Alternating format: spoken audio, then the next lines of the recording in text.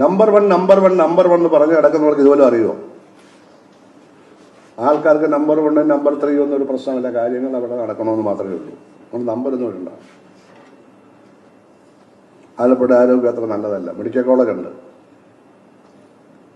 അത് പറഞ്ഞാൽ ഉടനെ വീണ ജോർജൊക്കെ പറഞ്ഞു ദയവായി എഴുതരുത്. വീണ ജോർജ് അല്ല മെഡിക്കൽ കോളേജ്, അതിന് മുമ്പോട്ട് മെഡിക്കൽ കോളേജ് ഉണ്ട്. അവർ 5 വർഷത്തേക്ക് വന്നൊരു മന്ത്രിയാണ്. അടുത്ത തവണ അവരാവുകയില്ല എന്നൊന്നും ഇപ്പം നമുക്ക് പറയാൻ പറ്റില്ല. പരീക്ഷകളെ പറ്റി വ്യക്തതയില്ല.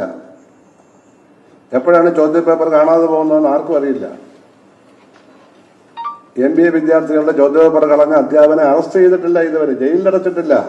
അയാളുടെ പേപ്പർ വാല്യുവേഷന്റെ അവകാശം എടുത്തു കളഞ്ഞു. പുള്ളിക്ക് സന്തോഷമായി കാണും. കാരണം വാല്യുവേഷൻ നടന്ന അധ്യാപകർ വല്ലതും തയ്യാറല്ല, അവർക്ക് വേണ്ടെന്ന് പറയുന്നു. ആളെ അറസ്റ്റ് ചെയ്യണ്ടേ? ഏറ്റവും ഗുരുതരമായ കുറ്റമല്ലേ? എവിടെ നോക്കിയാലും പോലീസ് തപ്പുമ്പോൾ മയക്കുമരുന്ന് കിട്ടുക ഇല്ലേ? ഇതെന്ത് കഥയായി കേരളത്തിൽ? നമ്മുടെ ഏറ്റവും എല്ലാത്തിനും മുമ്പന്തിയിലാന്ന് പറഞ്ഞു നടന്നത് ഇതിന് മുമ്പന്തിയിലാണ്. എന്തടിസ്ഥാനത്തിലാണ് ഈ പറയുന്നത്? സ്വയം പുകഴ്ത്തൽ അവസാനിപ്പിക്കണം. മറ്റുള്ളവർ നമ്മളെ പറ്റി പറയട്ടെ. നമ്മളെ പറ്റി ഫാക്ട്സ്, വസ്തുതകൾ നമുക്ക് വാദിക്കാം. പക്ഷെ നമ്മൾ പെരുപ്പിച്ചൊന്നും പറയേണ്ട കാര്യമില്ല. നമ്മൾ മുമ്പന്തിയിലായാലും പുറകിലായാലും നമ്മളെ ആരും ഒന്നും ചെയ്യില്ല.